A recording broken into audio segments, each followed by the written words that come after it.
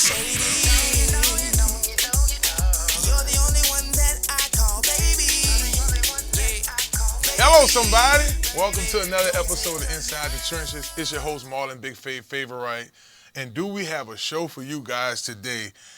This segment is brought to you by Small Sliders, 1635 Barataria Boulevard in Marrero. Talk to me now, so y'all make sure y'all make y'all way over to Small Sliders and get you a bite to eat. Also, more information about this show, you can subscribe to the Inside the Trenches podcast with Marlon Favor Wright, and you can also check us out on New Orleans Talk Network on YouTube and Inside the Trenches on YouTube.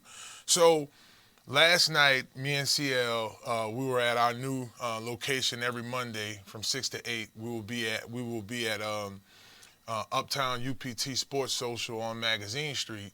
But one of the things we talked about was the different free agency moves made. It was fresh off with Russell Wilson being released from the Denver Broncos. We will spend a little bit of time talking about what that means for the quarterback shuffle in free agency.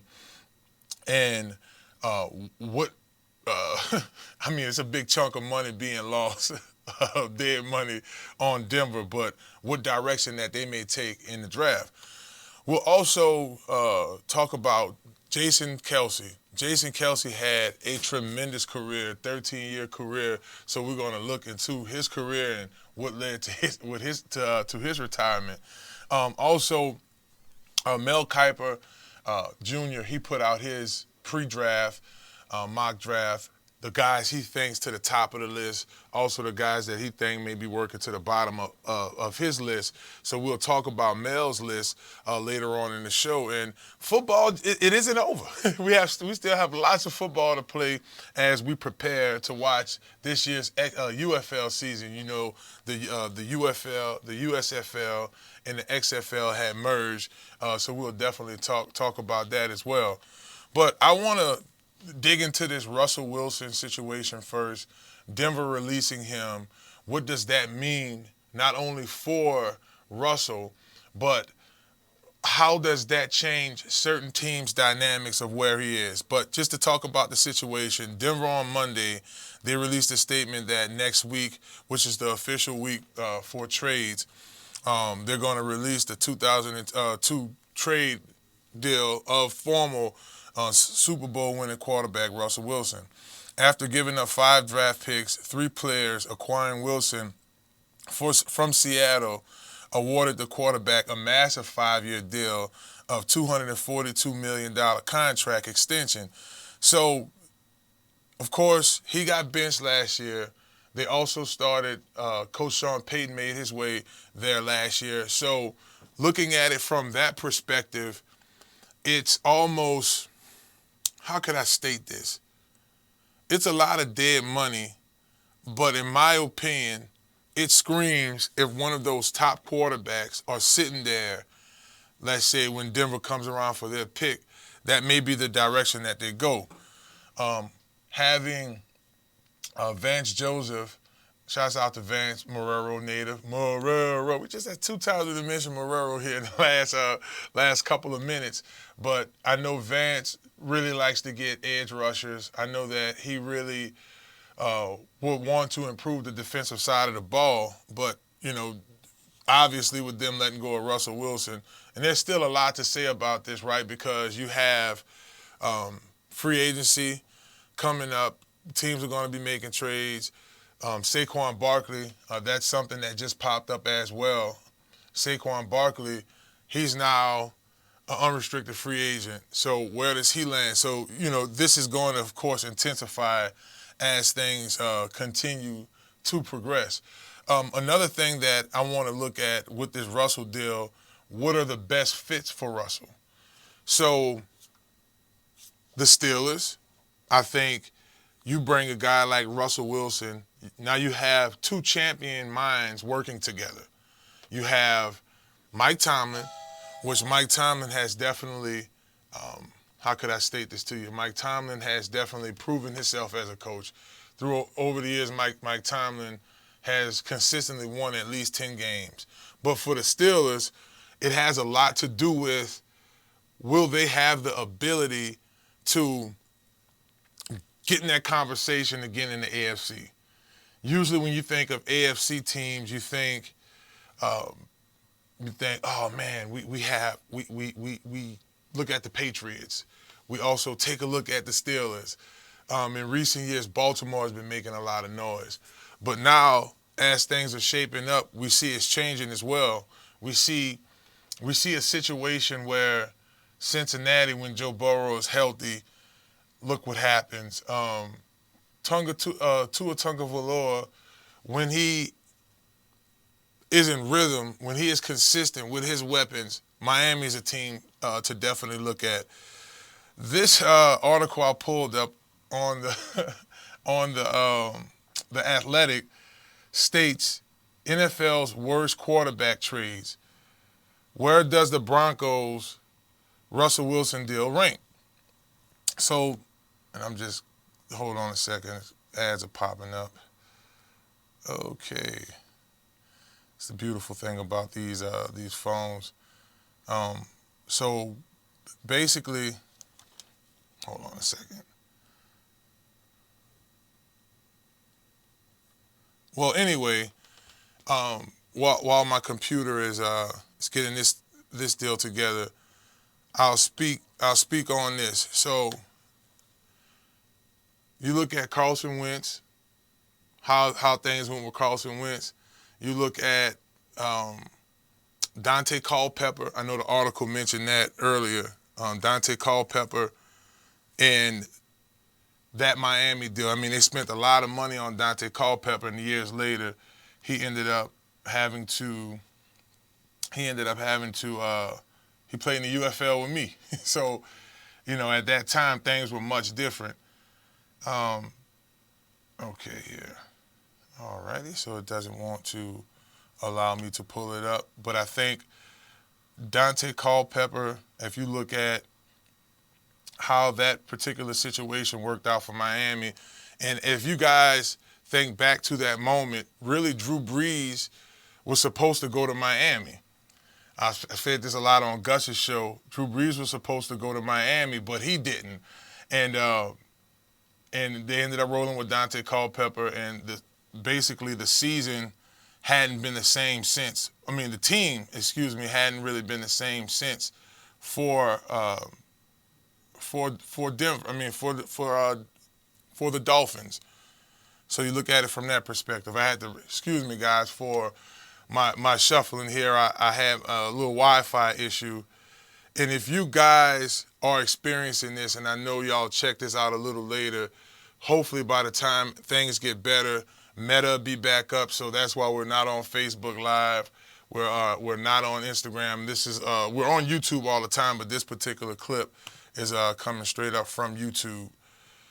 So I think if we look at the Russell Wilson situation and we pay attention to fits, we say the Steelers, Atlanta. These are just names that tend to pop up because you think, what teams have established quarterbacks? What teams are in the position to go?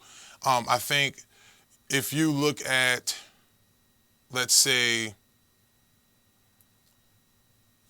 I'll take a team like the Tennessee Titans. Could they use a Russell Wilson? Of course they could use a Russell Wilson. Would they go after Russell Wilson? I don't think so, just because of Will Levis. He was able to get some playing experience last year. So from the perspective of bringing the guy, because it's going to be an expensive ticket for Russell. I mean, that's just goes without being said. It's going to be a situation where it's going to be a pretty penny to bring him in. Open to app. It's going to be a pretty penny to bring him in. You look around the league, you look at a team. Let's look at teams who already have established quarterbacks. The Bills, established quarterback. Can't really say locally here with the Saints. Well, we have Derek Carr here. Tua's established in Miami. Do we look at a team like Arizona? Are they ready to turn away from Kyler Murray? I don't think so. I think that Arizona is going to have another year to see exactly where the Kyler Murray thing goes with improving our offensive line, with doing those different things. So I think the more and more we look at, excuse me, and I'm sorry, guys, I couldn't pull up the article from the Athletics. Athletic.com did a ranking on the worst quarterbacks, and they mentioned Carson Wentz. They mentioned Russell Wilson. They mentioned Dante Culpepper, as I was mentioning to y'all earlier. But when you look at landing spots for Russell, I think the two places that make the most sense is Atlanta and Pittsburgh, because those are two teams that are a Russell Wilson away from competing. If you look at Atlanta, they have a running back in Bijan Robinson. They have some targets in their receiving core with London. They need some improvements on the offensive line, so that's somewhere they may take the time to pay attention and move forward with in the draft or even in free agency. Not so much, again, if they go Russell Wilson, they won't have much free agency space, but that's a team, in my opinion, that they're a Russell Wilson away along with the Steelers. We're going to take a quick commercial break. Boy, this show is getting off on a roll. We're talking quarterbacks, but when we come back, we're going to take it inside the trenches. We're going to talk about Jason Kelce and his career with the Eagles. I think there's a lot to be said for this guy one day wearing a gold jacket. And remember, if you're hungry right now, you need you a bite to eat, make your way to Small Sliders, 1635 Barataria Boulevard in Marrero, baby, in the heart of Marrero. Make sure y'all make y'all way over. That's the big orange can. You can't miss it. You're watching Inside the Trenches podcast. Hello. You basic or racist. Big fade, man, I made it in them trenches. Hello, somebody. It's your boy Marlon, Big Fade Favorite. And when I'm hungry, I like to make my way to Small Sliders, 1635 Barataria Boulevard, Marrero, Louisiana. Simple, on purpose. When I tell you their burgers are delicious, have some great sauce on them, I'm telling you, when you're just hungry and just need to grab a quick bite, this is the perfect place for you. Small Sliders. The customer service is nice. It's somewhere you can bring the family, hang out and chill, enjoy the atmosphere. Now, I'm a big boy, so when I like to take my Small Sliders, I like to get the biggest smalls. Double patties, bacon, cheese, you name it. Just a delicious burger. And I like to top it off with my favorite, the cookies and cream milkshake. There are 3 delicious flavors: milkshake, chocolate, vanilla, and cookies and cream. Small Sliders. Simple on purpose. Y'all come on and slide through, baby. And let them know that you heard about them on Inside the Trenches with your boy Marlon, Big Fade Favorite.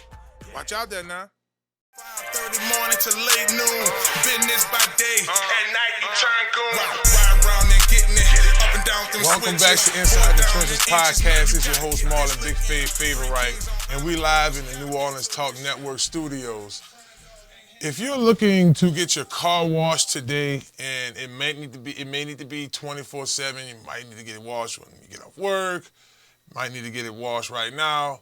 24/7 Crown Car Wash is open. 1336 Barataria Boulevard. I say 1336 Barataria. 1336 Stumpf Boulevard in Gretna, Louisiana.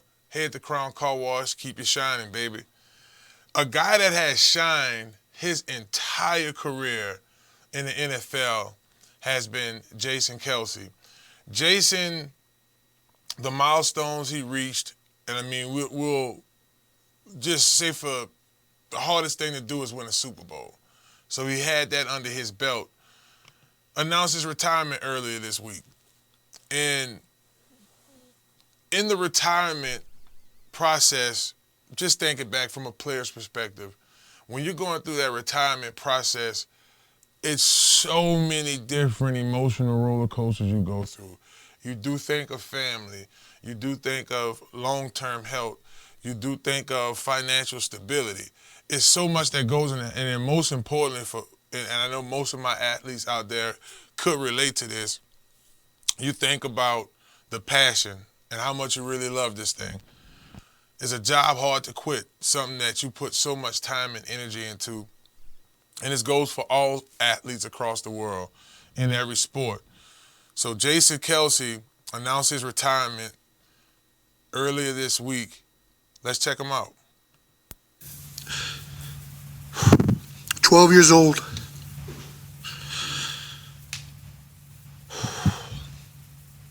Roxborough Middle School, first day in pads. I've been asked many times, why did I choose football? What drew me to the game? And I never have an answer that gets it right. The best way I can explain it is what draws you to your favorite song, your favorite book. It's what it makes you feel. The seriousness of it, the intensity of it. Stepping on the field was the most alive and free I had ever felt. There was a visceral feeling with football unlike any other sport. The hairs on my arms would stand up. The hairs on my arms would stand up. I could hit somebody, run around like a crazed lunatic, and then get told, good job. I loved football. Whether it was in my backyard with my brother, on the playground with my friends, or suiting up on Friday nights at Cleveland Heights High School. I loved everything about it. Although I hadn't met him yet, Jeff Stoutland often shares a quote his father would tell him. More often than not, the easy way is the wrong way. Football was hard, much harder than any sport I had ever played, physically and mentally. In most other sports, I was bigger, faster, stronger than everyone else. On the football field, those traits were matched. On the lacrosse field, I felt like LeBron James. And he goes in a little bit more on the speech, just basically talking about how much this sports mean to him. And you can hear it in his voice, the emotion, because to hang up your cleats, it's like, what am I going to do next? I mean, I know guys like myself, Ryan Clark, Marcus Spears, once we hung up the cleats, we jumped in the broadcast, and then it keeps us close to the games. I can imagine, I know Jason and his brother Travis Kelce, they have their own podcast, so I can imagine him still talking about the game, maybe joining the likes of ESPN or some network of that nature. But what I respect in this speech, you can hear the brother. We big macho guys. He's fighting back tears because that's how much this game means to him. Those flashbacks do happen. Those flashbacks when you remember playing football with your friends as kids, or park ball, or what Friday night lights meant in Friday night football, what that meant to you as a youngster. And it definitely brought back those type of memories. So congratulations to Travis Kelce. I said Travis Kelce. Congratulations to Travis Kelce and Taylor Kelce Swift. If that may be a thing soon. Hello. Hey, what if it probably doesn't. It's just a good joke. What if Jason Kelce felt comfortable retiring like Taylor, said, hey, brother, you don't have to play football anymore. I got billions over here, so it's not a money thing. I'm just kidding.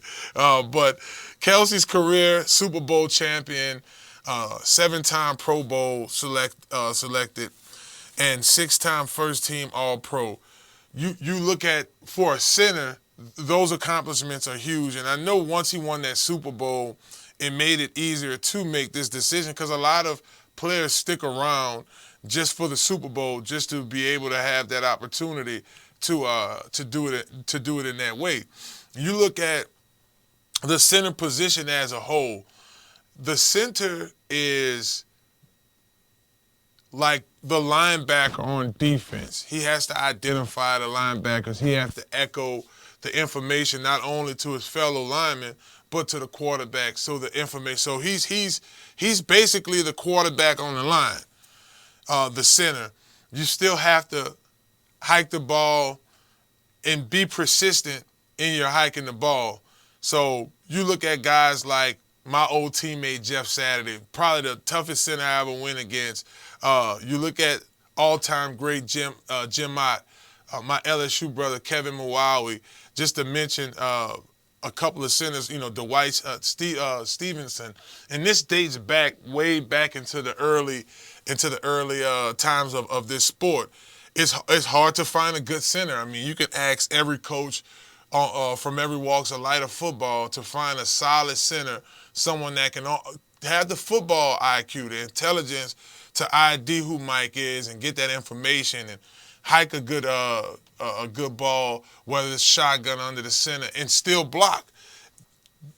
The weak part of an offensive line is the A-gaps, right? In between the guards next to the center, because if the center isn't on point, it can lead to some problems. So congratulations to Jason Kelce on a wonderful career.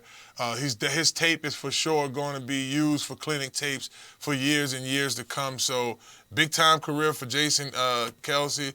Wonder how long it's going to take for Travis. I mean, it looks like he's still – Patrick Mahomes don't want him going anywhere no time soon. So I want to thank our sponsor segment once again for what they do for the show, Crown Car Wash. Y'all make y'all way over there, 1336 Stumpf Boulevard in Gretna. Lots of fun keeping the car clean, 24/7, baby. We got another segment coming up here. We're going to stick around football. We're going to maybe look at some free agents. You know, we're going to talk some more football coming back here on Inside the Trenches podcast. New Orleans Talk Network, baby. Private school at the time, they wanted us with fades. Then the dog went to West Jeff. Marsh Wolf step, big with the pep step. You can call me Lucky Left. Well, hello, it's Marlon Big Favorite with Inside the Trenches podcast. Are you looking for a brand new car? Or you're tired of what you're driving around in? Or you just need wheels? Well, if that's the case, you need to visit Montero Motors, 1512 North Causeway, Metairie, Louisiana. At Montero Motors, our buddy Alberto will get you in a vehicle that fits you that day with no problem. They have vehicles that are pre-owned. You could do a trade-in that day and ride off in something that day. Visit MonteroMotors.com for more information and let them know you heard about them on Inside the Trenches podcast. Hello. It's that boy Fred, host of FanView Podcast. Tune into the NOTN app weekdays, 3:30 for the FanView Podcast. Go to NewOrleansTalkNetwork.com to watch more episodes of FanView Podcast. Don't forget to like, subscribe, and watch. Listen up. Your customers, our listeners, could be hearing about your business right now. Yeah, right now. Don't miss out on the opportunity to advertise with NewOrleansTalkNetwork.com. Call our business department today at 504-475-4793 to hear about our great rates. NewOrleansTalkNetwork.com. We provide the people, you provide the business.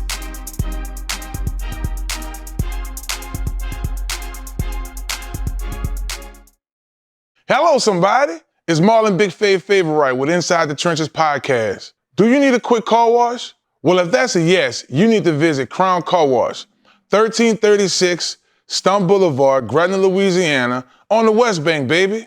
Crown's the best. You get a spotless wash, nice clean tires, reasonable pricing, and free vacuuming. My favorite part about Crown Car Wash, they open 24/7. That's right, 24 hours a day, 7 days a week. You can visit Crown Car Wash on the West Bank, baby, and let them know you heard about them on Inside the Trenches podcast with Marlon Big Favorite. Watch out there now. Welcome back to Inside the Trenches podcast. It's your host, Marlon Big Favorite. And my next guest has been rocking with me for a long time. We work with LSU Sports Radio. He has his own show from 1 to 3 on 104.5 ESPN Baton Rouge. I'm talking about my man, Hunt Palmer. Hey, Hunt the Palmer, fight all the way. What's up, my brother? How we doing? Man, we're doing good, brother. Thank you so much for joining me on the show today. It's my pleasure. Let's get after it. LSU, let's get started with LSU baseball. Right now they're 11-1. I want to say on tomorrow they take on Southeastern at 6 p.m. in Hammond. That is right. Yeah, big weekend for them in Houston last week, so they'll play Southeastern and then one more non-conference weekend against Xavier before SEC play starts up. So what has really been standing out with Coach's team this year? I mean, last year they shocked the world, went out and handled business, won the national championship gracefully. Paul Skeens looked nothing less than amazing out there. It was big time in the box. What stands out about this team here this year, Hunt? I think the pitching right now is the most impressive thing. You obviously lose Paul Skeens, who was the first pick in the draft and was maybe the best pitcher in the history of the program for that 1 year that he was in Baton Rouge. Ty Floyd kind of became the number 2 pitcher for him last year, and he was taken in the first round as well.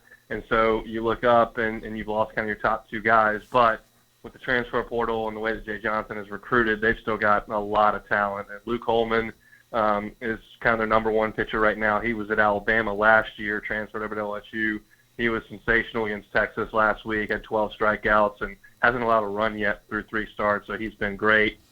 Gage Jump has moved into the number 2 spot. He's a transfer from UCLA, was the number 1 left-handed high schooler in California a couple of years ago, got hurt at UCLA, transferred in. He looked fantastic on Saturday against Louisiana Lafayette. He was nearly perfect in 5 innings. And then Thatcher Hurd, who was a big piece for them out of the bullpen last year and started out as the number 1 pitcher on this team, but has moved back a couple spots in the rotation, now pitching on Sunday, is as talented as any Sunday starter you're going to see in college baseball outside of maybe Jack Caglione at Florida. So those 3 guys have been great. And then there's a freshman by the name of Cade Anderson from St. Paul's on the North Shore who, if he didn't get hurt in high school, probably signs a professional contract, but he did get hurt, so he ends up at LSU.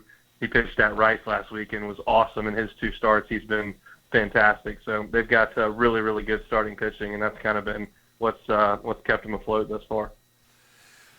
Hunt, in March, middle of March, they get back in the SEC play. They go through a run through Mississippi State. They'll be taking them on live on ESPN. On SEC Network. Is LSU like that standout team? No really big hiccups coming up in the way in terms of SEC play. Like they stand that far away from everybody else, or is it any other team in the conference you think might give us a run for our money? No, the SEC is really good. The SEC is really good in football. It's really good in basketball. It's really good in gymnastics and softball. But in baseball, it may be best of them all because it's the only conference that really invests heavily into college baseball. And you're seeing the Pac-12 kind of crumble, and it's going to dissolve. And the teams out west that were strong at one point, your Cal State Fullerton, your UC Irvine's, Long Beach States, those programs don't fund like the SEC does. So, you got a LSU who 2 of their top 3 pitchers right now are from UCLA. So that's the sign of UCLA's program kind of buckling a little bit because the SEC is where everybody wants to be. LSU played Florida for a national championship 2 of the last 6 years. That Ole Miss and Mississippi State have won national championships. Vanderbilt just won a national championship a couple years ago as well. So it's the pinnacle of college baseball. So there's a lot of really good teams in the SEC. You mentioned that weekend against Mississippi State. I don't think State is very good.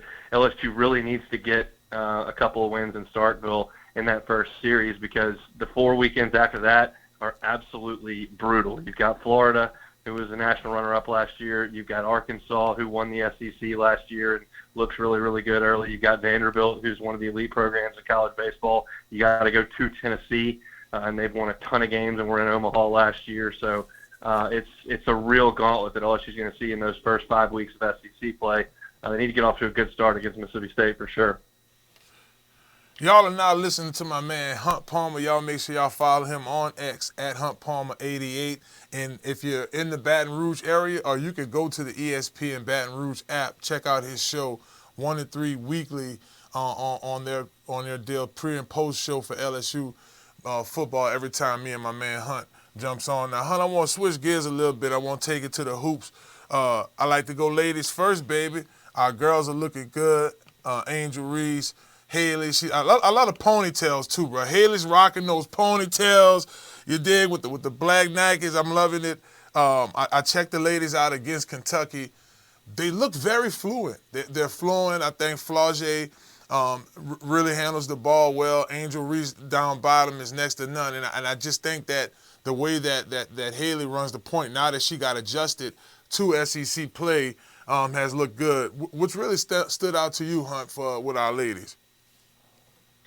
Yeah, they obviously got dealt a couple of tough blows. You got an injury to one of your best front court players. You've got one of your returning guards that is no longer with the team. So their depth took a big hit, and they kind of had to find their way through that at times. It's hard to say that when you've only lost 4 games all year, but they had to kind of work through that. And now they are playing some of their best basketball for no doubt.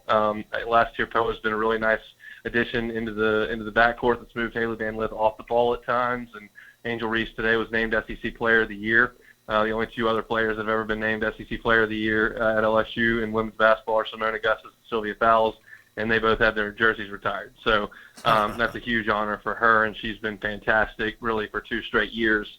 The question is now Michaela Williams, the SEC's Freshman of the Year, number 1 player in the country coming out of high school last year, is a little banged up here at the end of her freshman year. So they're going to sit her a little bit. I don't expect her to play in the SEC tournament. We know that Kim Mulkey's been pretty outspoken that she doesn't really care about the SEC tournament. It's all about the NCAA tournament. So they're going to rest the youngster there and see what happens, and then we'll see what kind of seed they get. It looks like it's between a 2 and a 3, which doesn't really matter. All that matters is that in the 2 and 3 is what uniform you wear at the end. So it's 1, it makes a difference, and then 4 makes a difference, but 2 and 3 are basically the same. That's probably where they're headed, and then we'll just kind of see where South Carolina and Iowa end up, and that's where you'd like to be away from that. I think they'll be okay. Yeah, Hunt, I was looking around, just checking some women's basketball out this weekend and some of the men's, but I saw where a lot of the teams across NCAA women's basketball are at 4 loss or 5 loss. You look at Ohio State, you look at Iowa, and congratulations to Caitlin Clark as well for what she was able to accomplish.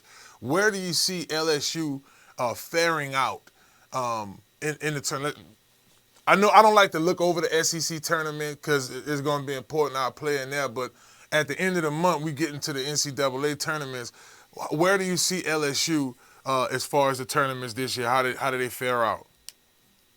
As long as they don't lose the first game in the SEC tournament, win at least 1 game, I think they're a 2 seed. I could see them slipping down to a 3, but like I said, it doesn't really matter. They're not going to be a 4. So I think that's where they're going to end up. It just matters what the draw is.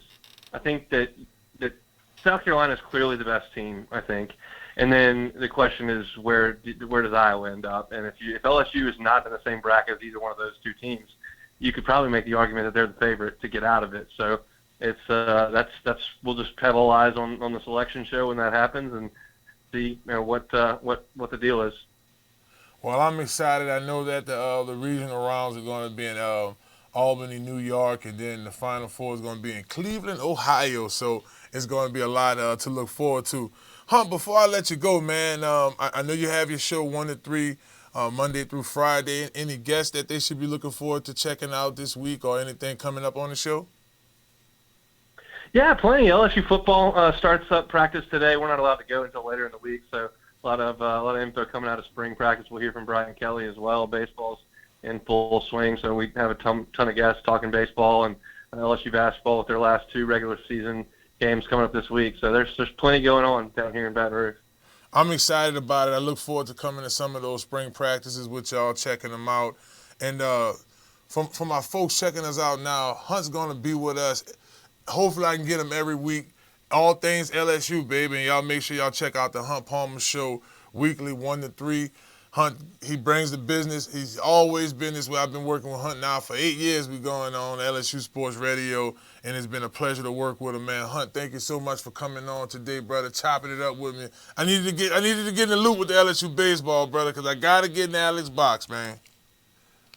Come on now. I'll help you out. I know a few people around Alex box. We can get you in. There we go, man. They're going to be like, that's big dog, big as a gorilla right there. We slide on it up.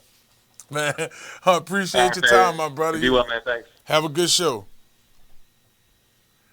Hunt Palmer, y'all make sure y'all follow him at Hunt Palmer 88 on X. I was getting ready to say Twitter, they call it X now, so it's all over the place. When we come back, Hunt was right. We're going to talk LSU football, baby. We're going to listen to Coach Brian Kelly, see what he thinks about his team, and we talking Tigers football inside the trenches with Marlon Wright here on New Orleans Talk Network.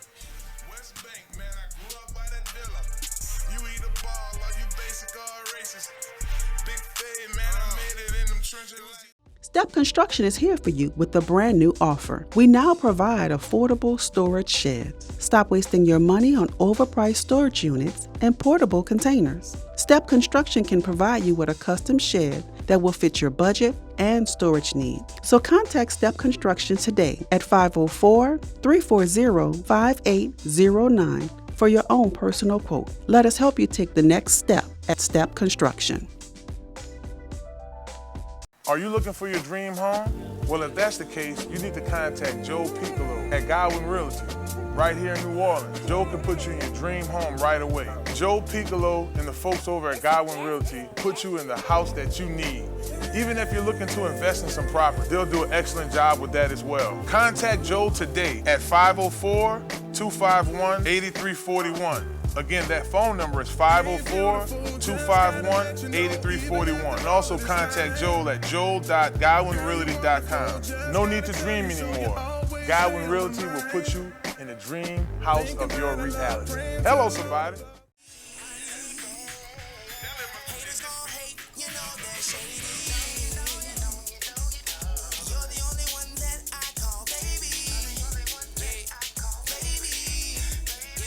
Welcome back. Inside the Trenches podcast is your host, Marlon Big Favorite. You're now checking me out. Right now, I'm loving it. I'm in the studio right now. I'm feeling the Small Sliders Hub. We're just enjoying ourselves today, having ourselves a good time in the studio. Shouts out to my guest, Hunt Palmer, for coming on the show. We appreciate Hunt and his time. LSU, spring ball. Got to get into it. It's springtime, baby. The groundhog came out earlier than expected. The weather's starting to warm up. That means LSU has to start their spring ball. Today, the LSU Tigers will practice 15 times during the spring. Then they'll get ready for the L Club game, which is going to be Saturday, April 13th. It's typically free to the public. Brian Kelly welcomes back 22 starters. Will Campbell's coming back. Emory Jones is coming back. These two kids are All-Americans, have been starting since freshmen. In the wide receiver crew, you do have Kyron Lacey returning. You have Chris Hilton returning as well. Josh Williams is going to be a returning running back, along with, as far as I know, John Emery is coming back again. So those are some of the guys that either had a lot of playing time, so on and so forth. Defensively, you got three guys. Their top tackle is coming back. Major Burns is coming back. You have Greg Penn coming back. Harold Perkins, which Coach Kelly announced on last week that he's going to still play linebacker, get more reps. Savion Jones, he had 2.5 sacks last year, 33 tackles. You get Jacoby and Guillory coming back. Sage Ryan. My main man, West Bank's very own Ashton Stamps, he's coming back as well. So those are just a couple of the starters that are coming back. I did start mentioning DBs. That's one area that was very young last year. Collectively, the defense didn't play up to speed. A lot of that, I'm going to be honest with you, was on us up front. I thought that we could have played a better game up front, personally. I do think that moving Harold Perkins to middle linebacker and not edge rusher, I don't think that worked in our best interest either. So Brian Kelly, a couple days ago, had an opportunity to sit down with Garland Gillen of Fox 8, and Coach Kelly just spoke candidly about him, to him about some of the steps going into the new year as far as spring ball. So he talked about the DB group as well. So let's listen in on this interview. DBU. Yeah. This has not been DBU the last few years. Do bringing Corey Raymond back? What needs to happen for LSU to get back to the DBU moniker that's been a hallmark of this program? Well, I think it's a mindset, but I think it's also, growing up. We had a lot of young players that, I think about 18 underclassmen that were learning how to play the position. When we got here, we had a void at that position, so we had to go recruit and then retain the players that we wanted to retain, develop them, and now getting them in a position that they can thrive. And I think part of that thriving is bringing back a Corey Raymond who has the experience, that can teach these players now that have some experience and maybe some growing pains, that they're poised now to really break out. So I'm excited about having Corey back. We're excited about having, a Bo Davis and a Kevin Peoples, Coach Olson with the safeties. I think we've got a great staff, and I think we've got a really good group of young players that have had some experience that are ready and poised to have some breakout seasons. Transfer portal. That was Garland Gillian, Fox 8 News here in New Orleans, interviewing Coach Kelly. And it's a number of things he said there I thought registered. Bringing Coach Corey Raymond back.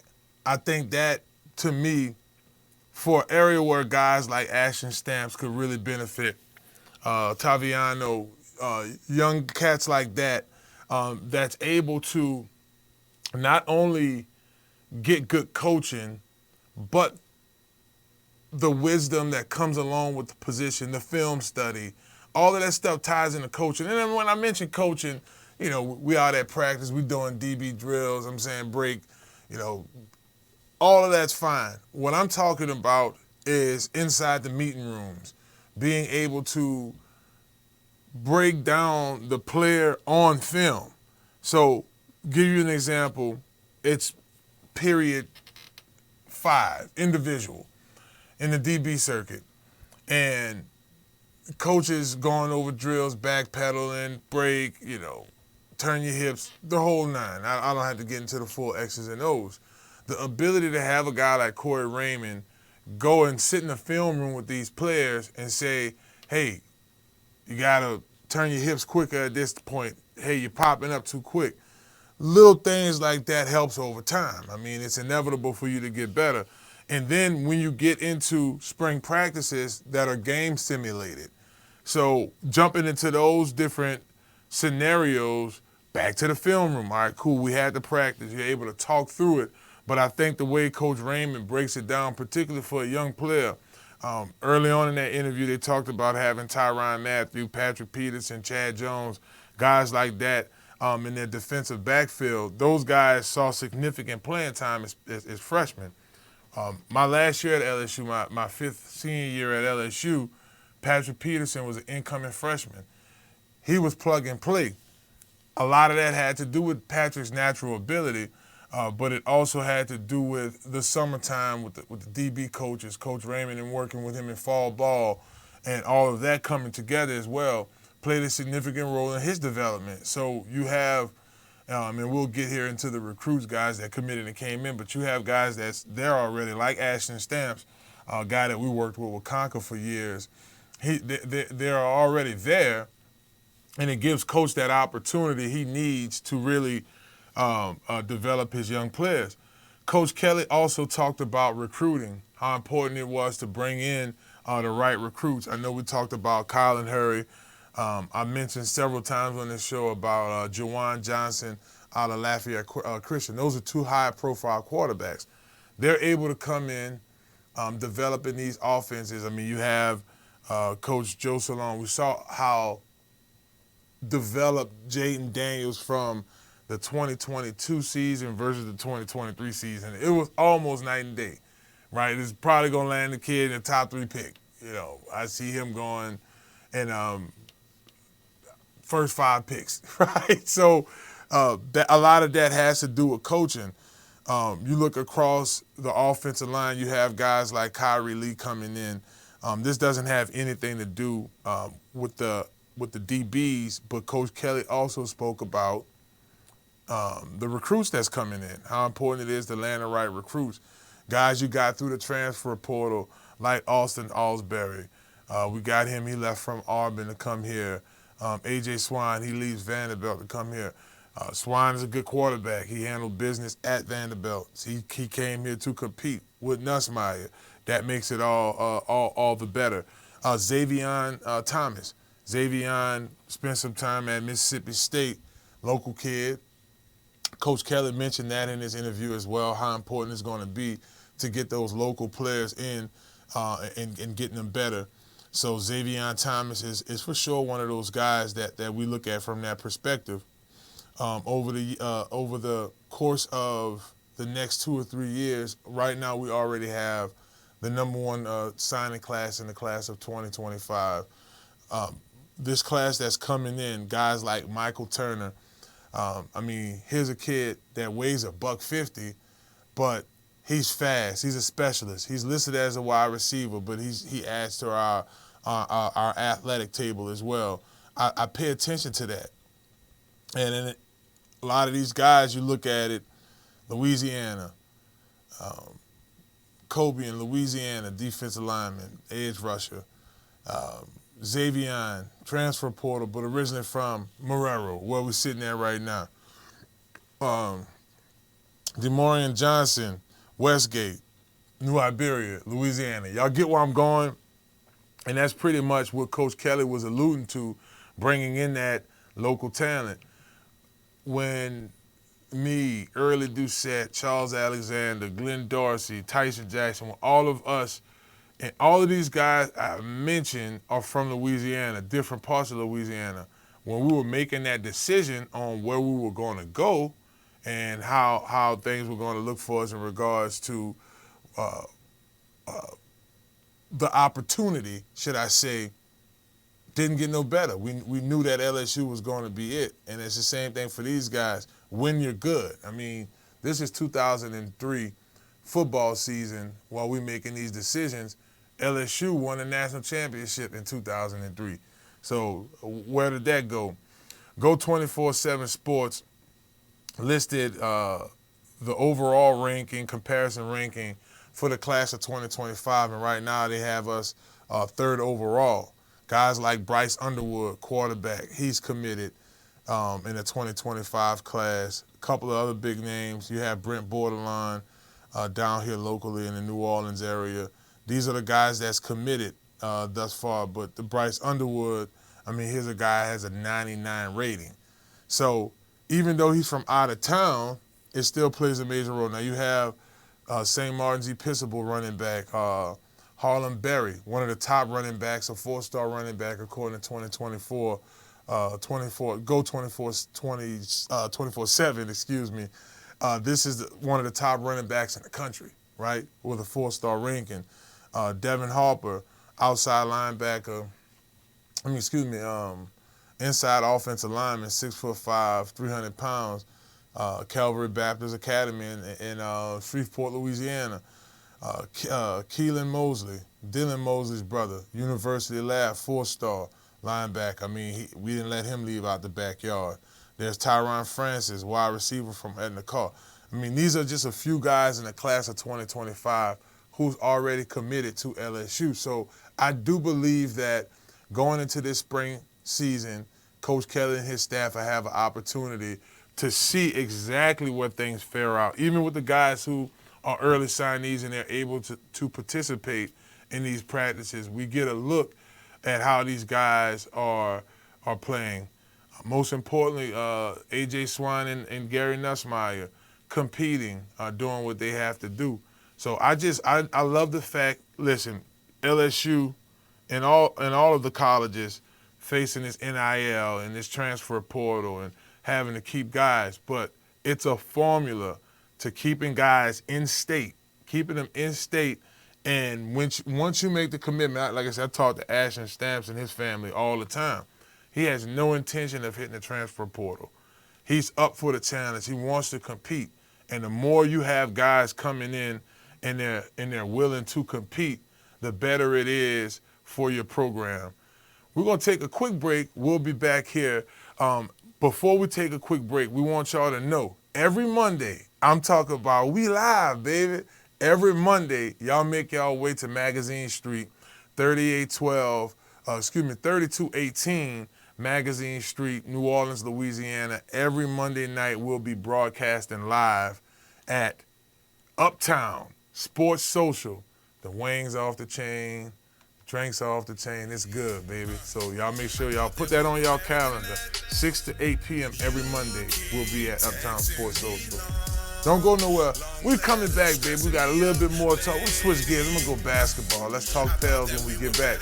You're listening to Inside the Trenches podcast with Marlon Big Favorite Wright on New Orleans Talk Network. Hello. Why you gotta do me like that? My boss. Are you a student athlete looking to take your career to the next level? Look no further than Conquer Sports Pros. That's right, Conquer Sports Pros. Our team of experts will get you guys on the right path to your student-athlete journey in life. That's right, we have every position in football you need, and we also help out with other sports. At Conquer Sports Pros, you have everything from a list of consultation, training, and also media training. Yeah, that's right, when you take your career to the next level, play college and hopefully pro, you'll get lots of interviews. Call Conquer Sports Pros today. You can reach them at 504-319-6672 or visit marlonfavorite.com for more information. Hello, somebody.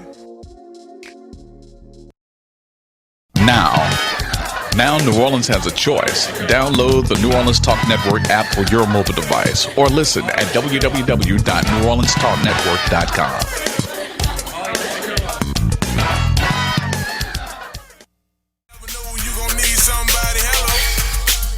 Welcome back to the Christmas Podcast. It's your host, Marlon Big Favorite.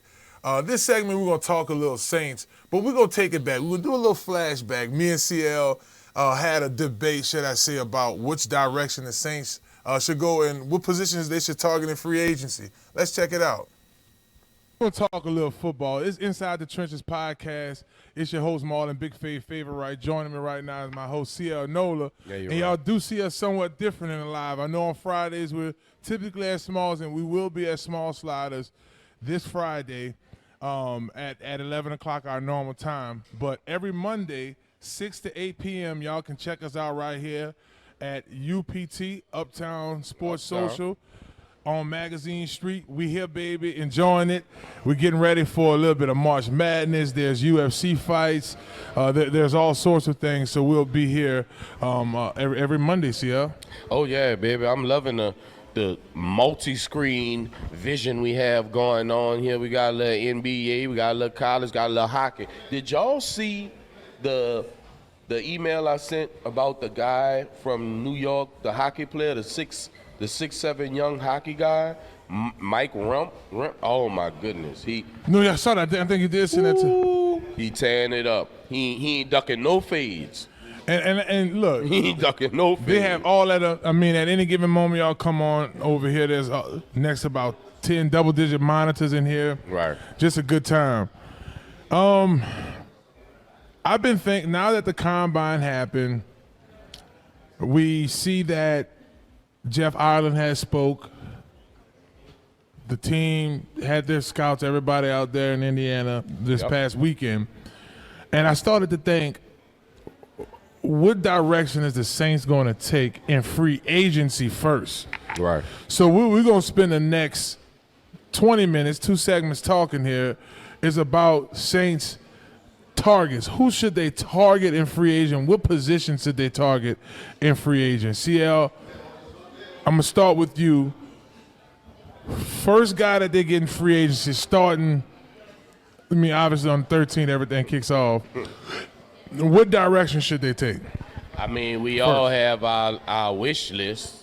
We all have I wish we had enough money to get this guy and get that guy, but let's just say we do have a little bit of money, right? I personally think they need to go after Brian Burns from Carolina, Spider-Man, to come off that edge and get some pressure on the edge in free agency. Because think about it, whatever you choose to get in free agency, obviously you don't have to get it in the draft.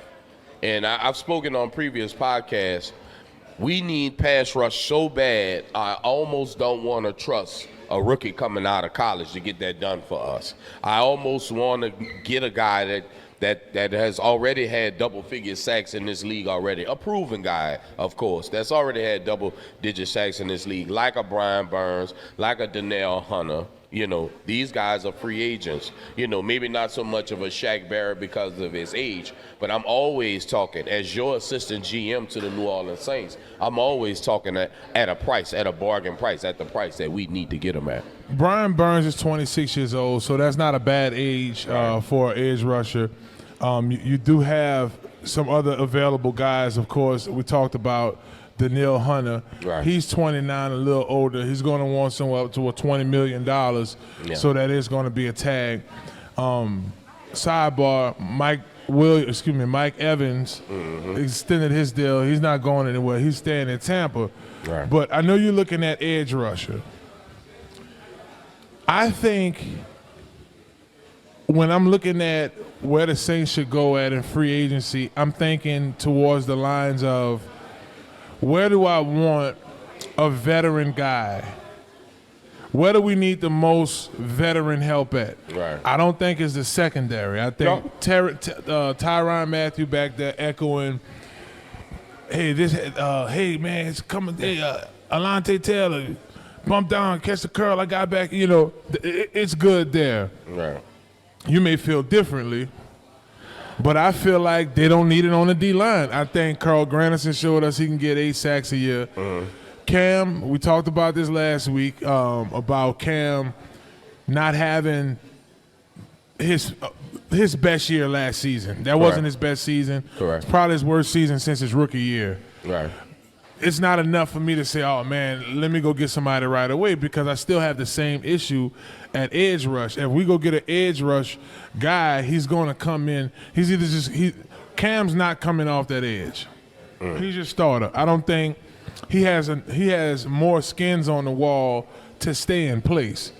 I do think if they go get an edge rusher, it's just telling Carl Granderson, yeah, we're going to use you on these downs. Right. First and second down, I thought you played well in the run game last year. We're going to roll with you. Cool. What I think, CL, I think that would be a great group to go get a veteran wide receiver.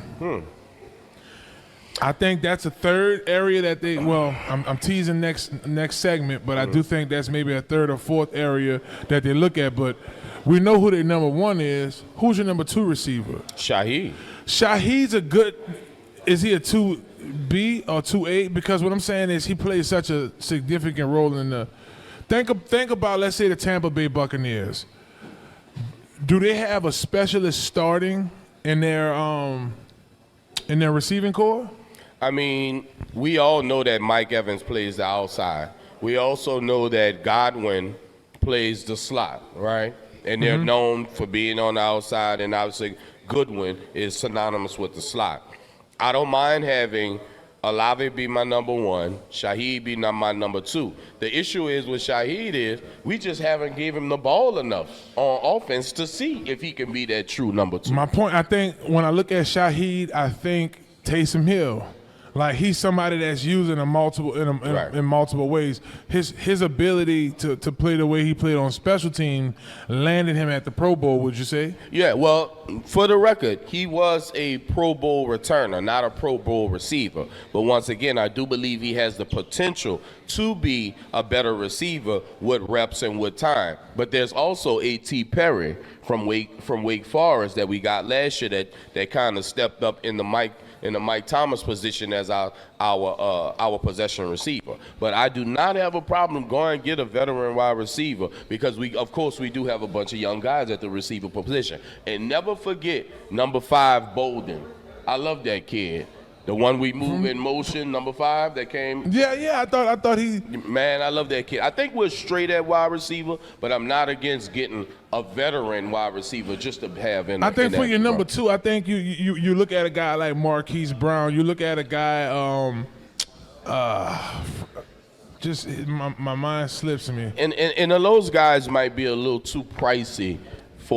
Think about it, because we were probably getting whoever this receiver that we may bring in, what he's fighting for the 3rd or 4th string wide receiver position. You understand what I'm saying? So I think he would be, if we bring in a veteran, we bringing him in to be our number 2, because this is how I look at it. You want to have 4 dominant receivers. You're going to have to pay before for that you even number get 2? to. I mean, it's free agent. Well, you just said they freed up some money. Well, this is the thing too. This is also, just like it's a heavy-laden tackle draft, this is also a heavy-laden wide receiver draft. So I don't think that we have to take that kind of money to get a veteran wide receiver, even though veteran wide receiver is not a bad thing for this room, because we have a lot of young wide receivers. So that's why I said, So as your assistant GM, I would only have to get a wide receiver at a bargain price. Right, you got guys like Curtis Samuel. He's a free agent. I mean, guys that had the reps. That's what I'm talking about. Right. When you look at the wide receiver position. You know what? I got one for you. That's a free agent. We worked on him last year, but it didn't happen. Inside slot guy, 13, Winthrop.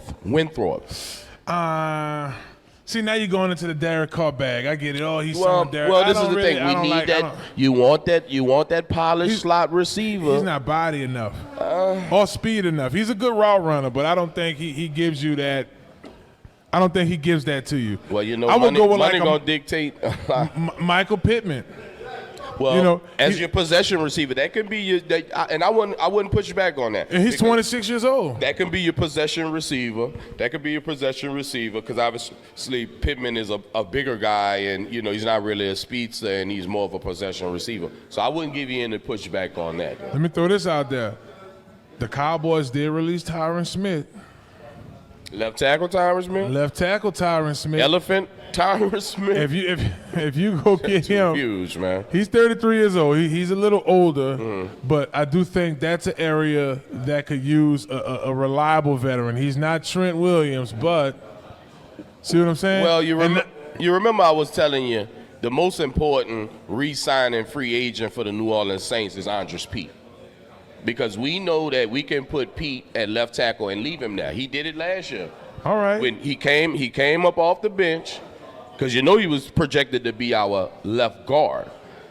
And he came off the bench and he was able to play left tackle. Yeah. And with the injuries, knowing that Penny didn't show up how we needed him to, we were able to slot in Pete, and he started at left tackle and didn't have any problems. I think they may go a different direction from Pete this offseason. I ain't going to lie to you. I'm going to look at that boy costs money. He costs money, but if you clear up him, I'm going to see how much we owe Pete this year. We're going to check that out. Oh, he's totally free. Totally free. I'm restricted. He's totally free. I thought so. Yeah, yeah. We here live, baby. UTP. Uptown. They don't clown here, baby. Uptown Social. Uptown Sports Social, 3218 Magazine Street, Uptown. We having ourselves a good time. Now, don't get me wrong. I get it. And I played on a defensive line, so I don't mind a decent edge rusher. But you have Cam. We just paid Carl Granderson. I don't think we need to attack that position. We have enough veteran leadership at that position, so I don't think that's a position we need to go after. I'm saying wide receiver. That's a young room. You bring in a veteran wide receiver, as I mentioned, like a Marquess Brown or somebody like that. Then you put yourself in a better position. Y'all don't go anywhere. When we come back, we're going back to the Uptown Sports Social, baby. That's right, 3218 Magazine Street. We're going to be there every Monday, 6 to 8, so y'all keep up with that. But we're going to go check that segment out. But this time, we talking draft on Inside the Trenches podcast. Hello.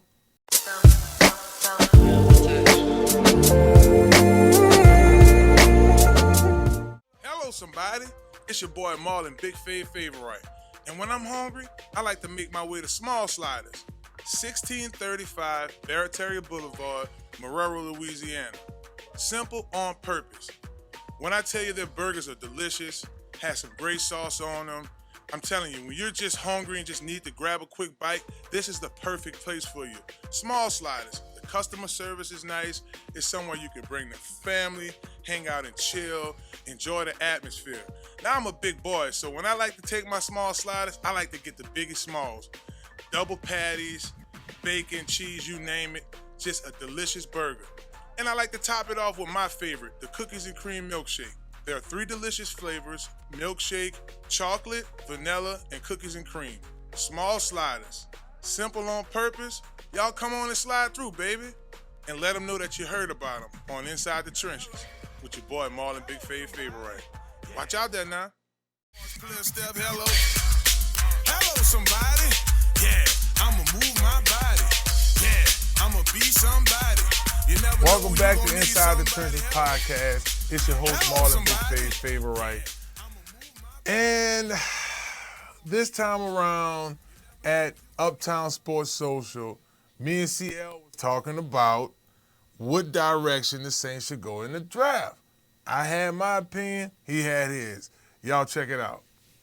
Y'all make sure y'all make y'all way on over here to Uptown Sports Social, 3812 Magazine Street. We handling our business, making it roll. Now, in the first half, we talked about, go ahead, real quick, Tarek, you got it. Go ahead. We have some of the members of Uptown Sports Social. They may be joining the show in a second, y'all, as y'all talking these sports, man. We're going to go over some of the things y'all probably. You had some drinks up there. Y'all had some food up there. We got our lovely Rachel. For sure. Yeah, she's right here with me right now. Well, yeah, but before let me know we when you're ready for it. Oh, we ready right now, baby. Okay. Before we get into the Saints, you gotta come explain it, Lane. You gotta come on, baby. Let me handle the microphone. Come with it. Come on. Whatever you want. So I have a question for you. Okay. Y'all's menu, I've seen tenders on it. I've seen the salad, couple things. What's some of your favorite dishes on the menu that the city of New Orleans need to know about? Well, first and foremost, most people from New Orleans know about hot sausage, but we have a hot sausage patty melt, which actually gets pressed like a panini with cheese. It's ooey gooey everywhere on Texas toast. Lots of people love that. Okay. We have so many craft sandwiches, like a French dip sandwich with a side of au jus on there. We have a French enchilada that people like. But our best seller is for sure our wings. I know y'all tasted them. I gave y'all the two top seller flavors of the wings. That pizza y'all eating is a 14-inch artesian pizza. So, you know, it's real thin. Everything's cooked nice to perfection. And also we have our craft drinks. So I made some special for y'all tonight. Of course, we had the Big Fave. We had the In the Trenches. And we had a mocktail for CL. It was a CL Punch. Oh, I appreciate that. That's a win-win. So come right check us there. out at 3218 Magazine Street, Uptown Sports Social. You heard of that Ling. She'll be here most of the time working throughout the week. And let me tell you, wonderful people here that work here on staff. I have to second her on those wings. Those two flavors, I put them wings up against anybody wings in the city, no doubt. They were good. Oh, yeah. Well, you know, I like to keep the mantra of New Orleans #1 jerk. So that them jerk wings was jerking. I appreciate that. And I'm going to tell you, this dude's he's funny. And look, we're going to spin the bottle on his last pizza at break. Look, well, I got to perform Paper, right rock, after scissors. song of Paper, Rock, Scissors. Paper, rock, scissors. It has been seeming like the New Orleans Saints have been playing paper, rock, scissors with their picks over the last couple of years. And as we're about to get into this draft in another month, we just talked about areas we think the Saints could look at in free agency. CL, he's sticking to it. I think he's going to stick to this all the way through. They either get a guy in free agency or they draft the edge rusher. But let CL said they'll have an edge rusher before the second pick. Before we get into drafting an edge rusher, though, they just drafted Isaiah Foskey. I know. Linebacker, edge rushers. And I don't want them to waste any more first round because the Saints struggle with first round picks. Not all the time. What is the deal, baby? I know. Matter of fact, we actually have two rookies from last year that we wasn't really sure we weren't able to get together. The offensive guard, Nick Salva something. He was 64. From like Notre Dame. Old Dominion? No. Oh yeah, Old Dominion. Yeah, that's him. We didn't give him a chance. Farsky was dealing with some injuries. We'll be able to see what's going on with him. But at the end of the day, it's like a pretty woman in your life. You could never have enough. I mean, you could never have enough pass rushes in this league. I mean, you just can't. Hello, somebody. Well, you know, we're at this great sports ball. You know, we're in such a relaxed atmosphere. You know, obviously we have the lovely ladies walking around in the background. I'm the one that have to tell y'all that. But I do believe, though, honestly, though, I do believe that it just makes sense to get a veteran rusher, a proven rusher, because just in the past few years, we just haven't been lucky with rookie rushers on the end. And I understand that, and that might be an area that they look at, but I do think when it comes to the draft for the Saints, the needs are the needs. Offensive tackle, and I'm okay with tight end. The reason I say those two, especially a blocking tight end, and that's my guy from Georgia, if he's still there. Yeah, I'm about to say if he's still there. And I know we looked at a couple other guys. There's a kid from Texas. I'm not sure if he'll still be there, CL. But when you start looking at positions of need for the New Orleans Saints, I do think that we have to look at offensive lineman, tight end. I would probably go like a slot corner just because Alante, First of all, it would be bananas if they would say, hey, we're going to trade Marshawn. He doesn't need to go anywhere. I mean, he's a top 5 corner healthy. I'm not trading a top 6 corner in this league for whatever, because honestly, we've been known to trade and not get the value for the person that we're trading. So I'm not trading a starting top 6 corner in this league to anybody, especially in the NFC. If you want to have a corner situation, 27 from last year is an unrestricted free agent. If you want to still have competition at the outside corner position, let Adante Taylor fight for outside corner position and draft a slot corner, if you will. Maybe the guy from Kansas. I can't think of his name. Of course, I'm on TV. I can't think of his name at the top of my head. But I'm not getting rid of a Marshawn Lattimore. I'm not moving away from, because I still have an Adebo, I still have an Adante Taylor on a rookie deal. That's true. And if you want 27, I'm sure 27 is an unrestricted free agent. He'll settle for $3 million. Consider his contract was probably $800,000 last year. When you look at it from the perspective of available DBs, you have Nate Wiggins, kid overall out of Clemson. He graded graded at 88.9. You have Cooper DeJean out of I'm just not impressed. I'm just not impressed with the corners that are coming out this year. Maybe I'm meant to Iowa. Maybe I'm meant to be proven wrong later on in the year, and there'll be a gem in this year's draft at the corners. There's just not too many corners that stick out. Now, maybe later in the round, the young man, the All-American conference player from Tulane, number 11, of course. He balled out in the Senior Bowl. I know you're talking about, and I'll look up that in a second. But you have 2 corners from Alabama, and Teron Arnold and then Kool-Aid McKenzie, which will be gone. Both of them, but that's what I'm saying. According to, and I'm back on NFLDraftBuzz.com again. According to NFLDraftBuzz.com, these guys are 4th and 5th ranked, and based on our position talking. I see what you're saying. Now I do have. They would be going in the first round, right? I'm with you on that one, because if we looking at just assuming I'm talking second round, right? Because I don't have a corner. Yeah, because I don't have a corner. I don't have more than maybe 2 top corners to go in the first round. Everything I have is wide receiver, offensive line, quarterback. 24 offensive players will be selected in this year's draft, and I only have 2 corners in that 32. Yeah, and you got to look at some of these safeties that can possibly turn into slot players like Javon Bald. Show me that guy from Kansas. Is there a DB from Kansas? Give me his name. He's not going to be high up at all. While I'm looking him up, you don't think some of these tight ends, I'm just saying right now, I'm just asking you, the offensive tackles are slow to come off the board. Like, we done got to pick 12 or 13 and they still have about, let's say, 4 or 5 top guys we thought was going to go in the top 10 still sitting there. You don't think some of those guys have slipped to the second round and you could go after a tight end? I'm talking about like a Javontra, I stuttered their names.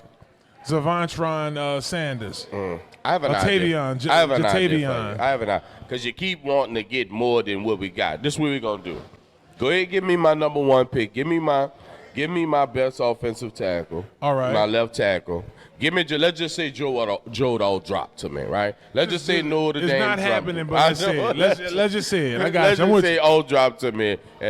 So in that second pick, that 46th pick in the second round, how about we trade back, right? We trade back with somebody and let them come up, and then we'll take a second and a third. We'll swap seconds and get a third because we don't have a third. And in that third round pick, you can have who you want. Well, that matches my scenario, because if those guys are, if we're looking at the top offensive linemen, and if y'all are just tuning in, we're putting together our mock draft. We're saying, all right, the Saints went with veteran wide receiver in free agency, and then we got, let's say, for instance, a veteran edge rusher. Just for take CL's deal, take my deal, right? You still have offensive tackle to address. You still have tight end. See, the reason I keep bringing up tight end because I think that's a bigger need than we hear most talk about. Well, we have conversations in the past about how we're not getting enough out of Taysom Hill. You know, even if you want to have a contractual agreement conversation, we not getting enough out of Hill. So maybe we do force him to be that number 2 tight end instead of our 3rd, 4th scat back tight end. Because of course we're losing Jimmy Graham.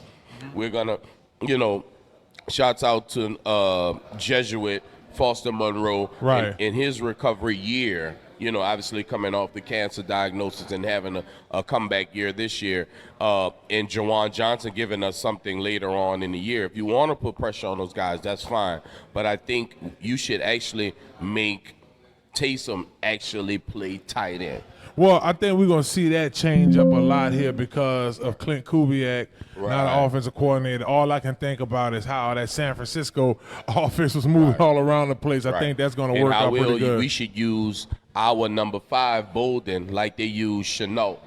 Correct. In San Francisco. All right. So I'm with you on that, CL. So it's safe to say it's me and you here.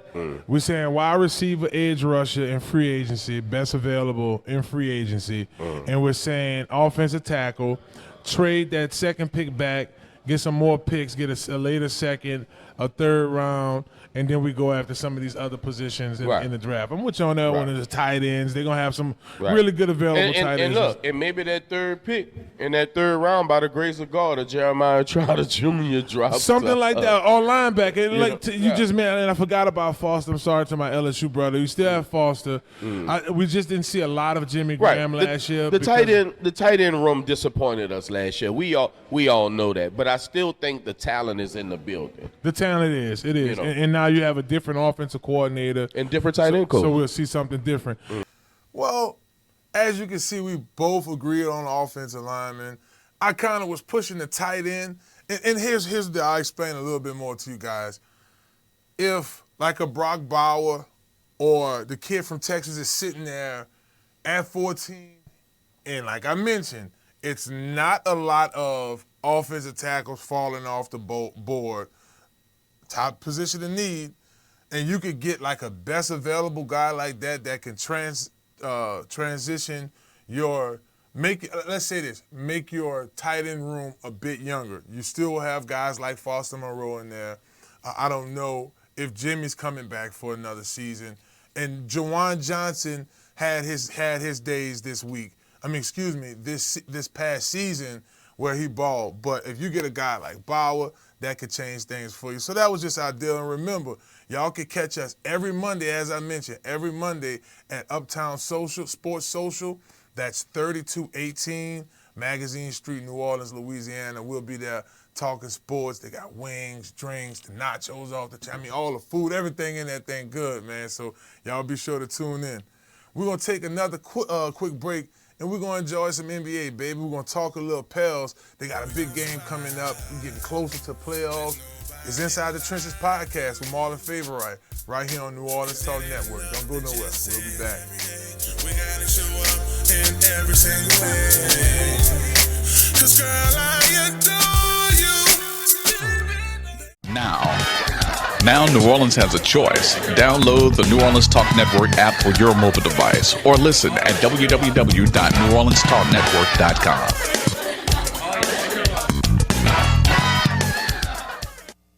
Are you looking for your dream home? Well, if that's the case, you need to contact Joe Picolo at Godwyn Realty, right here in New Orleans. Joe can put you in your dream home right away. Joe Picolo and the folks over at Godwyn Realty put you in the house that you need.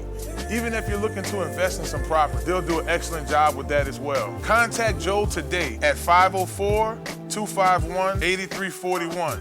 Again, that phone number is 504-251-8341. And also contact Joel at joel.godwynrealty.com. No need to dream anymore. Godwyn Realty will put you in the dream house of your reality. Hello, somebody. You either ball or you basic or racist. Big fave, man, I made it in them trenches like big dog, big as a gorilla. West Bank, man, I grew up by that villa. Time just flies. Sometimes you gotta clip his wings, baby. I am having so much fun. And remember, y'all, we 5 days a week, live on Mondays and Fridays. We'll be in the studios Tuesdays, Wednesdays, and Thursdays, baby. But it's Inside the Trenches podcast. But let's enjoy some NBA. You know what I'm saying? I want to relive my hoop dreams. The Pels, they rolling. It feels good to be a New Orleanian right now, knowing that your basketball team is playing at an ultimate high. But Willie Green wanted to talk what has really got them there, and I've always been a huge component of this championship wins game. So let's check out the head coach for the Pels. I like the fact that we had a really good bounce back, playing those guys on their home floor, giving ourselves a chance to win it, but coming up short, then coming home, and our defense set the tone. We mixed up our coverages on them, kept them off rhythm, didn't allow them to get out in transition. Herb Jones set the tone right away. B.I. set the tone offensively, and it was a fun game to be a part of. You guys ran a lot of zone the Indiana game. Why do you feel like that's been like an effective kind of like look you guys have gone to this season? We've been successful at it. It takes teams out of their pattern and rhythm, and then we can match up in that zone as well. So we just like what it's doing for us defensively, and it's giving us a different look against our opponents, and it's working. We like what it does for us defensively. It's giving us a better look for our opponents. One key quality in a really good coach is the ability to adapt and adjust, and the Pelicans have done that with great leadership with Coach Willie Green. They take on just the next couple of games. They take on the Raptors here later on today. Then they have the 76ers. I know most of you guys through YouTube, this episode is streaming on YouTube. By the time you watch this, the 76ers game may be coming up. They play the 76ers on the 8th, the Hawks, Cavs, and then on the 15th, they get back into Western Conference play. I like what I see out of the Pels. I love what I see out of Trey Murphy, Jose Alvarado. Their bench is good, Marshall. These guys have shown us, especially in the last couple of games, what they're able to do in a supportive role. Zion Williamson, he's lost the weight that he needed to lose. He's playing faster. B.I., a.k.a. Tarek, look like B.I. B.I. is playing like a top NBA player. This is what you want to see. Now, C.J. McCollum healthy is a really good fit for the Pels because, again, he'll shoot your eyes out with the three. He's a decent ball handler as well. So I look forward to the Pels. I do think, and again, every show we're going to have to talk about them because it's going to be something new. I do feel like the momentum is going in the right way for them, and the Pels is going to continue to have a great season now. But I just wanted to touch base. I know I saw something different, and it was the zone defense being able to do that. So shouts out to New Orleans Pelicans radio and their local media team for that information. Well, that does it, y'all. That was another episode of Inside the Trenches podcast. We want to take this time, man, to thank our sound engineers, Mike and Tarek, working pretty good, man. I want to thank my co-hosts for joining me on other days. It's just me today, chopping it up with you guys. I appreciate y'all for keeping me company. I want to thank my guest, Hunt Palmer, for coming on. Y'all make sure y'all check out the Hunt Palmer Show on ESPN 100.5 FM, Baton Rouge, Louisiana. Hunt's going to come on weekly with us, talk LSU baseball. We're going to talk a lot of Final Four. Hopefully we're talking the big, our girls, possibly our men, having a finish up in the Final Four. In March Madness exceptionally well.